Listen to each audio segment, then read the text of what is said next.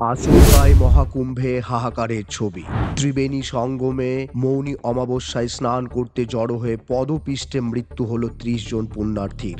ভিড়ের চাপে বেড়া ভেঙে গিয়ে ওই ঘটনা ঘটেছে। আন্তর্জাতিক সংবাদ মাধ্যমে মৃতের সংখ্যা আরও বেশি বলে জানানো হয়েছে। বিশ্বের সব থেকে বেশি মানুষ একসঙ্গে এই অনুষ্ঠানে জড়ো হন।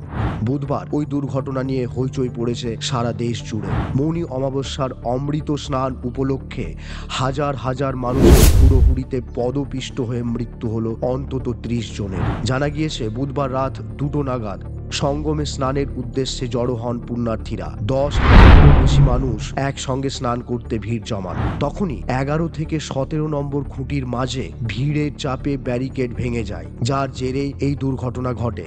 গতকাল সন্ধ্যায় সাংবাদিক সম্মেলনে যোগী আদিত্যনাথের পুলিশ জানায়, পদপিষ্টের ঘটনায় মৃত্যু হয়েছে মোট ৩০ জনের, আহত হয়েছেন ৬০ জন। একাধিক হাসপাতালে তাদের চিকিৎসা চলছে। পুলিশ আধিকারিক বৈভব কৃষ্ণ জানিয়েছেন, মৃত ৩০ জনের মধ্যে ২৫ জনকে চিহ্নিত করা গেছে। ভিড় নিয়ন্ত্রণে উত্তরপ্রদেশ প্রশাসনের ভূমিকা কি ছিল দুর্ঘটনার পর তা নিয়ে প্রশ্ন উঠতে শুরু করেছে। বুধবার সকালে প্রধানমন্ত্রী নরেন্দ্র মোদী ও স্বরাষ্ট্রমন্ত্রী অমিত শাহ ফোন করেন উত্তরপ্রদেশের মুখ্যমন্ত্রী যোগী আদিত্যনাথকে।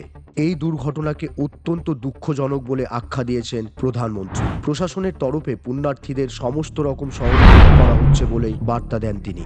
মহাকুম্ভে পদপিষ্ট হওয়ার ঘটনায় শোক প্রকাশ করেছেন বাংলার মুখ্যমন্ত্রী মমতা বন্দ্যোপাধ্যায়। পুণ্যার্থীদের পরিবারের প্রতি সমবেদনা জানিয়ে তিনি বলেন, গঙ্গাসাগর মেলা থেকে আমি শিখেছি যে বিশাল জনসমাবেশে যেখানে অসংখ্য পুণ্যার্থীদের জীবন জড়িত থাকে, সেখানে পরিকল্পনা এবং পরিষেবা সর্বোচ্চ পর্যায়ের হতেই হবে। এদিকে দুর্ঘটনার জেরে বাংলার অনেক বাসিন্দা আটকে পড়েছেন বলেই খবর। এই ব্যাপারে উদ্বিগ্ন রাজ্য সরকার। কারা আটকে পড়েছেন সে সংক্রান্ত তথ্য জানতে দিল্লির রেসিডেন্ট কমিশন অফিস মারফত উত্তরপ্রদেশ সরকারের সঙ্গে যোগাযোগ করা হয়। আটকে পড়া বাঙালিদের উদ্ধারের জন্য দিল্লির রেসিডেন্ট কমিশনের অফিস থেকে প্রয়াগরাজে একটি প্রতিনিধি দল পাঠানোর সিদ্ধান্ত নেওয়া হয়েছে বলেই জানা গিয়েছে। তবে মহাকুম্ভে এই প্রথম নয়, এর আগেও বড় দুর্ঘটনা ঘটেছে এবং যার সূত্রপাত প্রথম মহাকুম্ভ থেকে। ১৯৫৪ সালে মহাকুম্ভের দুর্ঘটনায় প্রায় ৮০০ জনের মৃত্যু হয়। স্বাধীনতার পর প্রথম কুম্ভ হয়েছিল ১৯৫৪ সালে। ৩ ফেব্রুয়ারি পদপিষ্টের ঘটনা ঘটে। ১৯৮৬ সালে হরিদ্বারে কুম্ভ মেলায় পদপিষ্ট হয়ে প্রায় ২০০ জনের মৃত্যু হয়। সে সময় উত্তরপ্রদেশের মুখ্যমন্ত্রী বীর বাহাদুর সিং এর উপস্থিতিতে ওই ঘটনা ঘটে। ২০০৩ সালে মহারাষ্ট্রের নাসিকে কুম্ভ মেলায় গোদাবরী নদীতে স্নান করতে যাওয়ার সময় পদপিষ্ট হয়ে মৃত্যু হয় ৩৯ জন।